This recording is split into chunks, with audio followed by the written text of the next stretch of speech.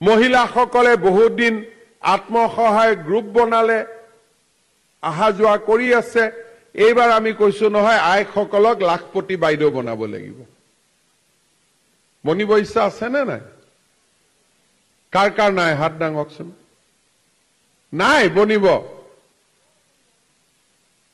লাখপতি হবৰ কাৰ কাৰ ইচ্ছা আছে তেওঁলোকে হাত দাঙক এতিয়া ফৰ্ম নিলে নে নাই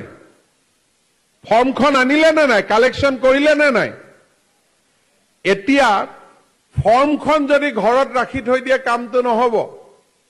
এইকেদিনতে ফৰ্মটো ফিল আপ কৰিব 3, 4, 5 তাৰিখে আমি আপোনালোকৰ পৰা ফৰ্মটো ঘূৰাই ল'ম আৰু তাৰ পিছত ফৰ্মখিনি পৰীক্ষা কৰি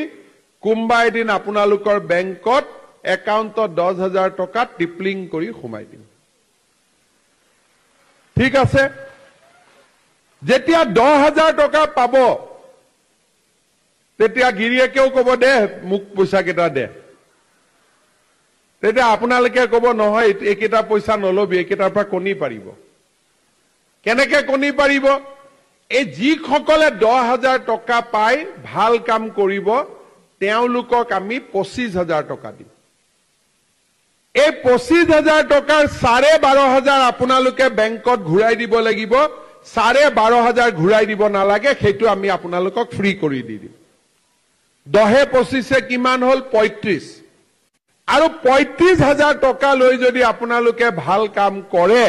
আপোনালোক লাখপতি হ'বই তাত কোনো টেনচন নাই ইমানখিনি উপাৰ্জন আমি কৰিব পাৰিমেই গতিকে আমি এই ধৰণৰ নতুন চিন্তা কৰিছো এতিয়া আমি মই স্কুলত গলো অলপ আগতে টিপুক বাগিচা না ৰূপেশ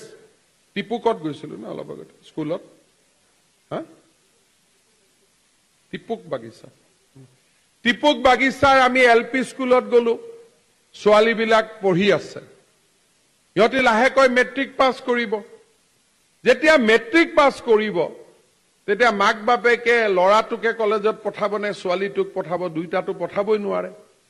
গতিকে লৰাটোক কলেজত পঠাই দিব ছোৱালীটোক বিয়া হ'ব কৈ দিব আমি কৈছো নহয় লৰাটোক দেউতাক মাকে পঢ়াওক ছোৱালীটোক আমি পঢ়াই দিম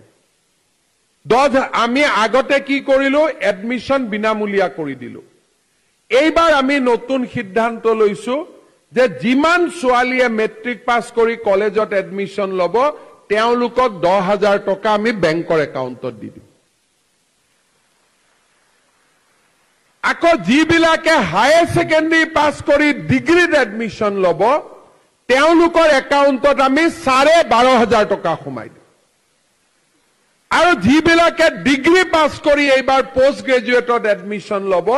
তেওঁলোকৰ বেংক একাউণ্টত আমি 15,000 টকা সোমাই দিম আপোনালোকে চিন্তা কৰক 1 লাখ চৰকাৰী চাকৰি ৰেচন কাৰ্ড অৰুণোদয় ছোৱালীৰ বাবে পঢ়াৰ খৰচ স্কুটি চাইকেল মাইক্ৰ ফাইনেন্স বসুন্ধৰা মেডিকেল কলেজ ৰাস্তা ঘাট স্কুল অংগনবাদী 2 বছৰৰ ভিতৰতে আমি কিমান বিলাক কাম কৰাৰ বাবে চেষ্টা কৰিছো আপোনালোকে আমাক যিমান ভোট দিছিলে সেই প্ৰতিটো ভোটক আমি বিকাশ আৰু উন্নয়নৰ জৰিয়তে আপোনালোকৰ ওচৰত উভতাই দিবৰ বাবে আমি চেষ্টা কৰিছো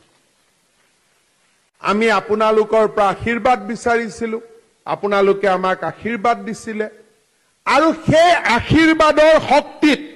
আমি অসমলৈ বিকাশৰ গংগা নমাই অনাৰ বাবে প্ৰচেষ্টা কৰিছো আৰু আজি আমাৰ ৰাজ্যখন সুন্দৰভাৱে আগবাঢ়ি গৈছে